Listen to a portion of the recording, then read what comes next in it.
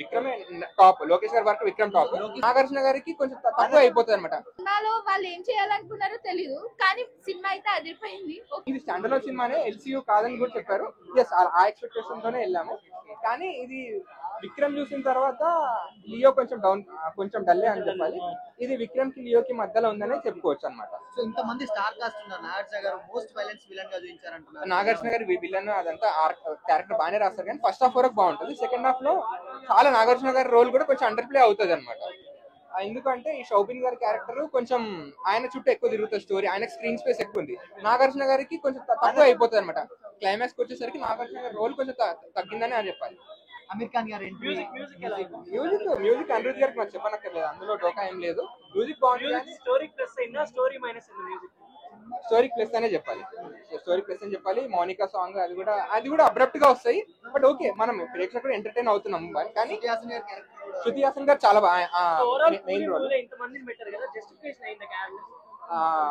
నాగార్జున గారి character justification చెప్పొచ్చు, షౌబిన్ గారు ఉంది. కానీ ఆమిర్ ఖాన్, ఉపేంద్ర గారిది అయితే కొంచెం డౌన్ ప్లే. ఉపేంద్ర గారి అంటే ఆయన అంటే ఇలాంటి యూనిక్ యాక్టర్ ని పెట్టుకొని మరి ఎలా? అవును, ఆయన ఉపేంద్ర గారికి జస్ట్ ఫైట్ సీక్వెన్స్ ఉంటది, డైలాగ్ డెలివరీ ఉండదు. ఆయన ఏమైనా అంటే హీరోతో ఏమైనా ఎమోషనల్ గా మాట్లాడటం కానీ, కనెక్టివిటీ కానీ, ఆయన బ్యాక్గ్రౌండ్ స్టోరీ ఆర్క్ కానీ ఏమి ఉండదు. జస్ట్ మనకు ఉపేంద్ర గారు ఉన్నారు అని అనుకుంటాం అంతేగాని, అంటే ఒక క్యారెక్టర్ ఒక పర్పస్ ఉండాలి. ఇప్పుడు నాగార్జున గారి క్యారెక్టర్ సైమన్, అతనికి ఒక ఆర్క్, ఒక పర్పస్, అతను ఎందుకు ఆ క్రైమ్ సిండికేటర్ ఎందుకు ఉన్నాడు, అతని బ్యాక్గ్రౌండ్ ఏంటిది అని మనకు చెప్తారు, అది ఎందుకు ఈవిల్ గా ఉన్నారు అదంతా. కానీ ఉపేంద్ర గారి క్యారెక్టర్ వచ్చేసరికి లాస్ట్ లో, సెకండ్ హాఫ్ మిడిల్ లో వస్తారు, మనకు పర్పస్ ఉండదు. హీస్ దేర్, మనం ఆయన ఎంట్రీ వస్తే చీర్ చేస్తాము, అరుస్తాము. ఆ తర్వాత ఎందుకు ఉన్నారంటే మనకు అంత అసలు నేను ఎంతో ఎక్స్పెక్టేషన్, అప్పుడు జనవరి నుంచి ఫస్ట్ పోస్టర్స్ కానీ, సాంగ్స్ కానీ ఇలా వస్తుంటే చాలా ఎక్స్పెక్టేషన్ పెట్టుకున్నాను లోకేష్ గారి గురించి. ఆబ్వియస్లీ రజనీ కోసం వెళ్తాము, కానీ కొంచెం అండర్ ప్లే అయితే అయింది సినిమా. కొంచెం హైలైట్స్ అంటే మ్యూజిక్, రజనీ గారి స్వాగ్, అదంతా సినిమాటోగ్రఫీ బాగుంది. శృతి హాసన్, నాగార్జున గారు కూడా చాలా బాగా చేస్తారు. Sathyaraj character okay. ఇది ఇంత ఫస్ట్ హాఫ్ చాలా బాగుంది. అదైతే అసలు బీట్ చేయదు. విక్రమే టాప్, లోకేష్ గారి వరకు విక్రమ్ టాప్. మిస్ అయింది. ఇందులో సోషల్ ఎలిమెంట్స్ లాగా చెప్పంటుంది, కానీ అది ఏముండదు, నార్మల్ ఉంటది. కొన్ని స్మగ్లింగ్ మీద ఎక్కువ కాన్సన్ట్రేట్ చేస్తారంటే అది ఉండదు. రోల్ పర్ఫెక్ట్ సెట్టారు. ఐ థింక్ ఫస్ట్ టైం ఇట్లా డిఫరెంట్ రోల్ చూస్తున్నాము. కుబేరాలో ఒక డిఫరెంట్ చేస్తారు, మళ్ళీ దీనిలో కంప్లీట్ గా డిఫరెంట్ ఉంటాయి. సో ఆ డిఫరెన్స్ ని I think as an audience accept చేయొచ్చు. పర్ఫెక్ట్ గా సూట్ అయింది ఆ రోల్, చాలా బాగుంది. మైనస్ ఏం లేవండి, ప్లస్లు అన్ని. స్వాగ్ మొత్తం, ఆ స్టైల్, యాక్షన్ కానీ కంటిన్యూస్ గా ఎంటర్టైనింగ్ ఉంటుంది మూవీ.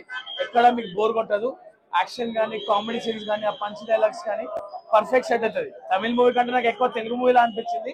బికాస్ చాలా మటుకు సినిమా షూటింగ్ అంతా వైజాగ్ లో అయింది. ఆ మధ్యలో తెలుగు డైలాగ్స్ ఉంటుంది, నెల్లూరు అండ్ చెన్నైకి మధ్యలో. తమిళ్లో ఉంది, తమిళ్ నాకు ఎంత రాదు, సో తమిళ్లో చూస్తాను మూవీ, తెలుగులో చూడలేదు. చాలా బాగుంది. ఎల్సీయూ కనెక్షన్ అస్సలు లేదు. I don't want to reveal, కానీ లేదు, there is no connection. It is complete unique story. Aamir Khan entry కూడా చాలా బాగుంది, మర్చిపోయింది. ఆమిర్ ఖాన్ లాస్ట్ లో వాళ్ళిద్దరు స్వాగ్ చాలా ఉంటుంది. అసలు ఒక సైలెంట్ యాక్టర్ నాడు ఉపేంద్ర, లాస్ట్ వరకు మాట్లాడుతూ ఉంది. లాస్ట్ 10 minutes ఉంటుంది, చించేసిన action. Thank you so much. అందులో మ్యూజిక్ లేకపోతే ఇంత పవర్ హౌస్ రాదు, మొత్తం పవర్ హౌసే ఆ background music. Thank you so much. Vintage Rajinikanth 100%, 200% vintage Rajinikanth style vibes మొత్తం కనపడుతుంది. ఆ స్వాగ్ ఇంక్లూడింగ్ మన ఆ స్మోక్ సీన్, బీడీ సీన్ ఉంటది. సో ఒక 30 years బ్యాక్ తీసుకెళ్ళిపోయాడు మళ్ళీ అందరినీ. ఆ బ్యాక్గ్రౌండ్ మ్యూజిక్ తో, ఆ స్వాగ్ తో, ఆ వాక్ కంప్లీట్. అంటే చాలా మందికి ఇప్పుడు జనరేషన్ కి తెలీదు. ఈ మూవీ చూస్తే వాట్ ఈస్ రజనీకాంత్, ఆ స్టైల్, ఆ స్వాగ్ తెలుస్తుంది. The movie is great in Tamil. Even Nagarjuna, the dubbing, everything was good in Tamil. The background music is so good in Tamil.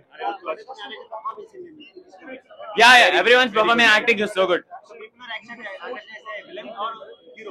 Nagarjuna is like the antagonist. He's the Anirudh music is the best thing in this. Insane. We've been listening to it while coming as well. We love the music. We were playing the full song everywhere you go. You can hear it. Kohli powerhouse only. I'm sorry. Shruti Haasan has a very good role. It's a very emotional role. It's a very heartfelt, and at the end you'll understand. Like it's a full arc is there. It's really good. Anirudh is the best thing in this movie. Like in a theater, it's a must watch. It's 4.5. అందరూ నాకు చాలా మంది actors ఉన్నారు దాంట్లో, అందరూ super sir. Anirudh music అదిరిపోయింది sir. Music whole అది Mounika song అయితే అదిరిపోయింది. డాన్స్ కూడా అంతా బాగుంది. కానీ ఈ సినిమాలో అంతమంది హీరోస్ ఉన్నారంటే మెయిన్ హీరో ఎవరో నాకైతే అర్థం కాలేదు. కానీ రజనీ సార్ ఎంట్రీ అయితే అదిరిపోయింది. నాగార్జున గారి క్యారెక్టర్ ఎట్లా ఉంది? సూపర్ ఉంది. సూపర్ సూపర్ అంటే సూపర్. అంటే నాగార్జున గారిని అసలు విలన్ గా మీరు ఊహించుకున్నారా? అస్సలు ఎక్స్పెక్ట్ చేయలేదు సార్, అస్సలు ఎక్స్పెక్ట్ చేయలేదు. కానీ ఆయన విలన్ అంటే అసలు ఎవరు నమ్మరు. కానీ ఆయన ఎంట్రీ కానీ నెక్స్ట్ యాక్షన్ కానీ డాన్స్ కానీ సూపర్ ఉంది. మూవీలో అంతమంది హీరోస్ ఉండడం minus sir. Rajinikanth sir and Nagarjuna sir ఉంటే సూపర్ ఉన్నాం. అందరూ ఉండడం వల్ల కొంచెం తగ్గింది. ఇద్దరు హీరోల్ని పెడితేనే వాళ్ళ ఫ్యాన్స్ కొట్టేసుకుంటారు, మా హీరోని తక్కువ చూపించారు, మా హీరోని ఈ సినిమాలో అలా ఏమైనా ఉంటాయి? యాక్చువల్లీ సినిమాలో వాళ్ళు ఏం చేయాలనుకున్నారో తెలీదు. కానీ సినిమా అయితే అదిరిపోయింది.